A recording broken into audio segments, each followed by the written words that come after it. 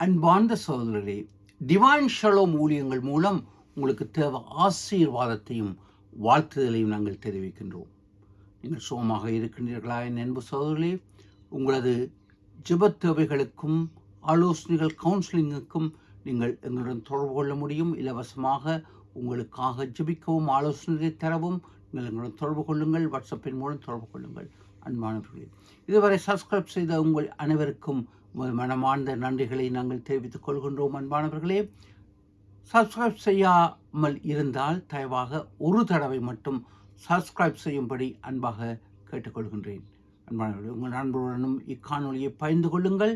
தேவ ராஜ்யத்தின் விஸ்தாரத்துக்கு உடன் பங்காளிகளாக நீங்கள் ஒத்துழைப்பு தரும்படி அன்பாக கேட்டுக்கொள்கின்றேன்.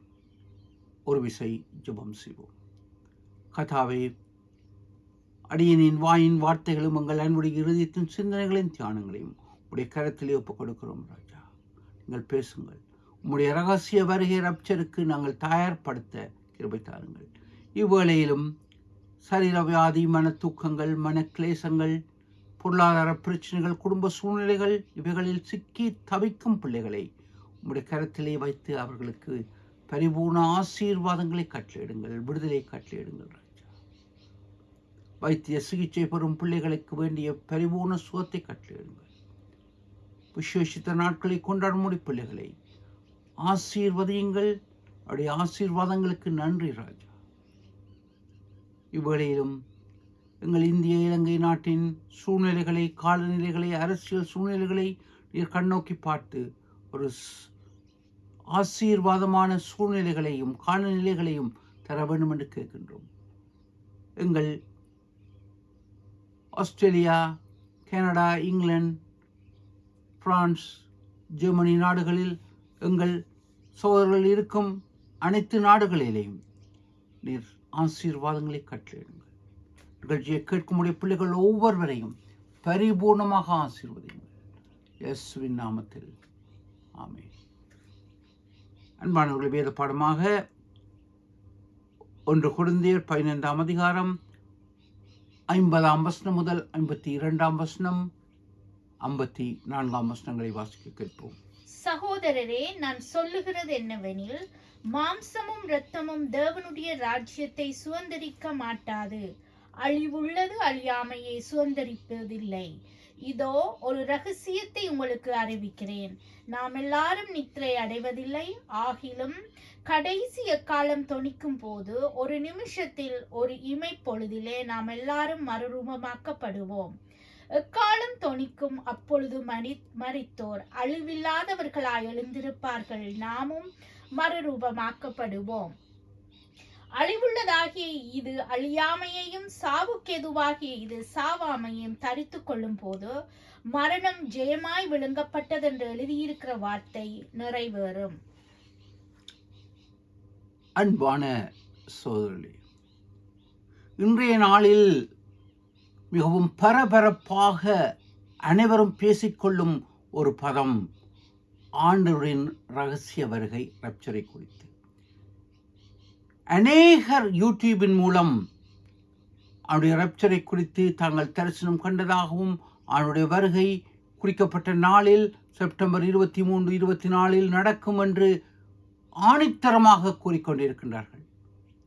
அன்பானவர்களே, இதை குறித்து ஆண்டவர் அடியேனுக்கு தந்த சிறிய விளக்கத்தை உங்களுக்கு பகிர்ந்து கொண்டு ஆண்டவரின் சிந்தையையும் ஆண்டவரின் சத்தியத்தையும் உங்களிடத்தில் பகிர்ந்து கொள்ள நான் வாஞ்சிக்கின்றேன். இது ஆண்டவர் எனக்கு தந்த பாரமாக இருக்கின்றது.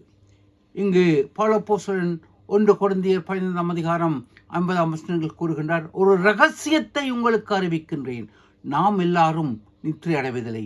நாம் என்று கூறும் பொழுது இதை கேட்டுக்கொண்டிருக்கும் நீங்களும் நானும் இன்று இப்பொழுது உயிருடன் இருக்கும் நாங்கள் நித்திரை அடைவதில்லை. ஆகிலும் கடைசிய காலம் தொனிக்கும் பொழுது ஒரு நிமிஷத்திலே, ஒரு இமைப்பொழுதிலே நாம் எல்லாரும் மறுரூபமாக்கப்படுகின்றோம். இக்காலம் தொனிக்கும் பொழுது மரித்தோர், கடந்த காலங்களில் மரித்தவர்கள், அவர்கள் அழிவில்லாதவர்களாய் எழுந்திருப்பார்கள். நாங்கள் இன்று உயிருடன் இருக்கும் நாங்கள் மர்வமாக்கப்படுவோம். அழிவுள்ளதாகிய நமது சரீரம் அழியாமையும் சாவுக்கேதுவாகிய நமது சரீரம் சாவாமையும் தெரித்துக் கொள்ளும் போது மரணம் ஜெயமாக விழுங்கப்பட்டது என்று எழுதியிருக்கிற வார்த்தை நிறைவேறும். அன்பானவர்களே, இது அழகான வேத சத்தியம் முழுவதையும் சுருக்கி எடுக்கின்ற ரத்தின சுருக்கமாக பவுலப்போஸ்தலன் 1 கொரிந்தியர் 15 அதிகாரம் 50 முதல் 54 வசனங்களில் எமக்கு விளக்கி இருக்கின்றார். ஒரு ரகசியத்தை எமக்கு அவர் வெளிப்படுத்துகின்றார். இமைப்பொழுதில் நாங்கள் ஆண்டவருக்குள் மர்வமாக்கப்படுகின்றோம். அன்பானவர்களே, இங்கு மர்வமாக்கப்படுகின்றது ரப்சர் என்ற பதம் நாங்கள் பவுலப்போஸ்தலன் மூல பாஷையாகிய லத்தீன் கிரேக்க பாஷையிலிருந்து அதை எடுக்கின்றார். ரப்சர் என்ற பதம் அங்கு ரப்சூரா என்ற பதத்தில் இருந்து வருகின்றது. அது லத்தீன் பாஷையில் இருந்து வருகின்றது. அதன் அர்த்தம் நாங்கள் அனைவரும் எடுத்துக்கொள்ளப்படுவோம், நாங்கள் பிடிக்கப்படுவோம் என்ற அர்த்தம் இங்கு லத்தீன் பாஷையில் இருக்கின்றது, கிரேக்க பாஷையில் இருக்கின்றது. அன்பானவர்களே, இந்த கிரேக்க பாஷையில் இருந்து வருகின்றது என்று பார்க்கும் பொழுது ஹரப்பாய்சோ HARPAZO என்ற பாஷை இங்கு லத்தீன் பாஷையின் அதே அர்த்தத்தில் இருந்து வருகின்றது. இதுதான் ரப்சரின் மூல பாஷை என்று நாங்கள் மர்வமாக்கப்படுவோம் என்றதன் அர்த்தமாக இருக்கின்றது. ரப்சூரா என்ற பதத்தில் இருந்து வருகின்றது. அன்பானவர்களே, இங்கு ஆவிக்குரிய ஒரு செயல்பாட்டை இங்கு ரப்சர், அதாவது மர்வமாக்கப்படுவோம், ஆண்டவன் ரகசிய வருகை என்பது தெளிவாக நமக்கு விளக்கி காட்டப்படுகின்றது. அன்பானவர்களே, இமைப்பொழுதில் நாங்கள் மர்வமாக்கப்படுகின்றோம். அன்பானவர்களே,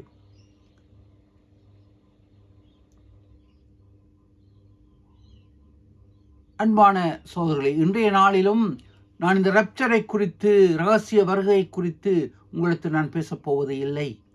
ஏனெனில் கடந்த 2 மாதங்களுக்கு முன்பு நான் ரப்சரை ஆண்டவரின் வருகை, அதாவது இதோ உங்கள் வாசற்படியில் நிற்கும் இயேசு என்ற பதத்தில் ரப்சரை குறித்து தெளிவாக உங்களிடத்தில் நான் கூறியிருக்கின்றேன். முழு தெளிவும் அல்ல, ஆனால் நேரம் காரணமாக சுருக்கமாக கூறியிருக்கின்றேன். ரப்சரை குறித்து ஜூலை 5 டிவைன் ஷலோம் யூடியூப் சேனலில் சென்று பார்க்கும் பொழுது வாசற்படியில் நிற்கும் என்று தட்டும் இயேசு என்ற பதத்தில் ஜூலை 5 அந்த செய்தியை நீங்கள் தயவாக கேளுங்கள். இந்த ரகசிய வருகை குறித்த தெளிவுகள், விளக்கங்கள் உங்களுக்கு இன்னும் கிடைக்கும். இன்றைய நாளில் அதை குறித்து நான் பேசப்போவது இல்லை. ஜூலை 5 ஆங்கிலத்திலும் தமிழிலும் நான் வெவ்வேறு வீடியோக்கள் நான் செய்திருக்கின்றேன். அதை தேவையாக பார்க்கும்படி உங்களிடத்தில் கேட்டுக்கொள்கின்றேன். அன்பானவர்களே,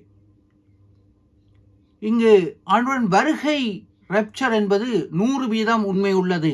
அதற்காக நான் காத்திருக்கின்றேன், அநேகர் காத்திருக்கின்றார்கள். அது 100% உண்மை. ஆண்டவர் இயேசுவை கூறியிருக்கின்றார்.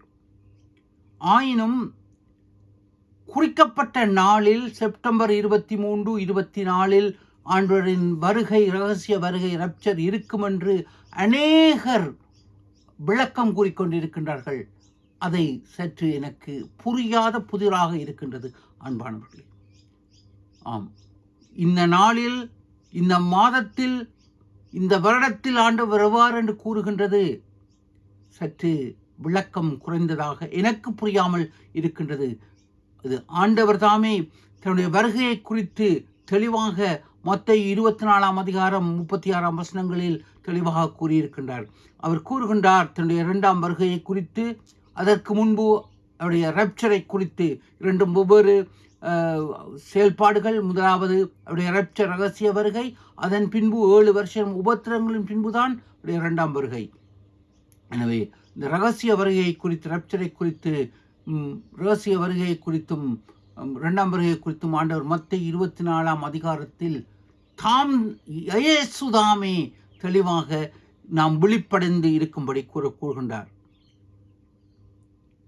அவர் 36ஆம் வசனம் 24ஆம் அதிகாரத்தில் 34ஆம் வசனத்தில் கூறுகின்றார், நீங்கள் விழிப்படைந்திருங்கள், ஏனெனில் மனுஷகுமாரன் வரும் நாளையோ நாளிகையோ பூமியில் எந்த மனுஷனும் அறியான், பரலோகத்தில் உள்ள தேவ தூதர்களும் அறியார்கள், பரலோகத்தில் இருக்கிற பிதா ஒருவர் தானே அறிவார்.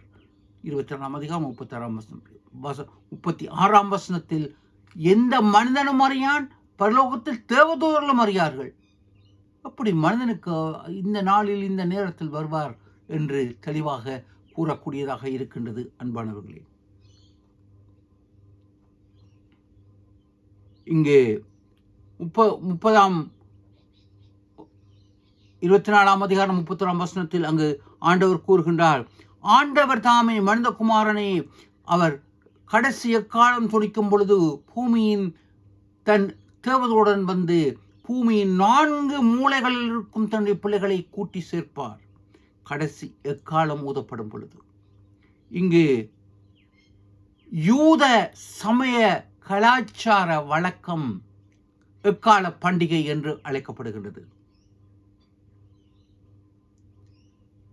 அது பூமியின் அங்கு சந்திரனில் அங்கு பிறை தெரியும் பொழுது இந்த எக்கால பண்டிகை ஆரம்பிக்கின்றது. அது 2 சாட்சிகளின் மூலம் அவை நிர்ணயிக்கப்படுகின்றது. நம்பிக்கையுள்ள 2 சாட்சிகள் அங்கு பிறை சந்திரன் தெரியும் பொழுது இங்கு எக்கால பண்டிகை அறிவிக்கப்படுகின்றது. ஆம், அந்த எக்கால பண்டிகை செப்டம்பர் 23, 24 எந்த நேரத்தில் சந்திரன் அங்கு பிறை வருகின்றது என்பதை அறிந்து அவர்கள் இதை கொண்டாடுவார்கள். அது 23 செப்டம்பர் 23, 24 வரும் என்பது நிர்ணயிக்கப்பட்டிருக்கின்றது. எனவே அப்பொழுது எக்கால பண்டிகை ஆரம்பிக்கின்றது. இதைத்தான் பவுல் அப்போஸ்தலன் கூறுகின்றார் அங்கு 1 கொரிந்தியர் 15ஆம் அதிகாரத்தில், கடைசி எக்காலம் ஊதப்படும் பொழுது. யூத கலாச்சாரம், எக்கால பண்டிகையின் கலாச்சாரம் என்ன? அங்கு 100 தடவை எக்காலம் துணிக்கப்பட வேண்டும்.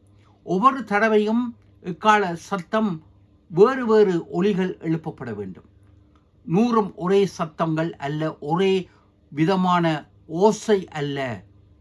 அதன் ரிதம் வேறு விதமாக அங்கு இருக்கின்றது. கூடும் குறையும் வித்தியாசமாக இருக்கின்றது. கடைசி 100வது எக்காலம் அதிக நேரம் அதிக சத்தத்துடன் அது தொனிக்கப்பட வேண்டும். இதைத்தான் பவுல் அப்போஸ்தலன், அது யூத கலாச்சாரம், யூத சமய கலாச்சாரம், அதைத்தான் பவுல் அப்போஸ்தலன் கூறுகின்றார். எனவே இங்கு செப்டம்பர் 23, 24 அங்கு எக்கால பண்டிகை வரும் பொழுது அங்கு எக்காலம் தொனிக்கப்பட போகின்றது. இதைத்தான் இன்று அநேகர் அதையும் பவுல் அப்போஸ்தலன் கொரிந்தியர் எழுதிய நிருபம் 15ஆம் அதிகாரத்தில் கூறப்படுவதையும் யூத கலாச்சாரத்தையும் அவர்கள் இரண்டையும் இணைத்து ஆண்டவர் இங்கு 2025ஆம் ஆண்டு செப்டம்பர் 23, 24 வரப்போகின்றார் என்று தங்கள் மனுஷிக கணக்கின்படி கூறுகின்றார்கள் என்று நான் சிந்திக்கின்றேன். இவர்கள் சரி பிழை என்று கூறுவதற்கு எனக்கு தகுதி இல்லை. ஆண்டவர் அந்த வேலையை எனக்கு தரவும் இல்லை. எனவே இது வேதத்தில் இருக்கும் 2 நிகழ்ச்சிகளை ஒன்றாக்கி இந்த நாளில் நடக்கும் என்று அவர்கள் கூறுகின்றார்கள். ஆண்டவர் தாமே கூறுகின்றார், அந்த நாளையும் நாளிகையும் எவரும் அறியார்கள் என்று இயேசு கூறுகின்றார். இயேசு தாமே அப்படி கூறும் பொழுது மனிதர்களுக்கு அவர் கூற முடியுமா? அன்பானவர்களே, சுருக்கமாக கூறப்பட்டால், நான் ஜூலை 5ஆம் தேதி கூறப்பட்ட வேத சத்தியத்தின்படி ரப்சரை குறித்து அதை கேளுங்கள். நாங்கள் எப்பொழுதும் தயாராக இருக்க வேண்டும். அதைத்தான் உங்களுக்கு நான் கேட்கின்றேன்.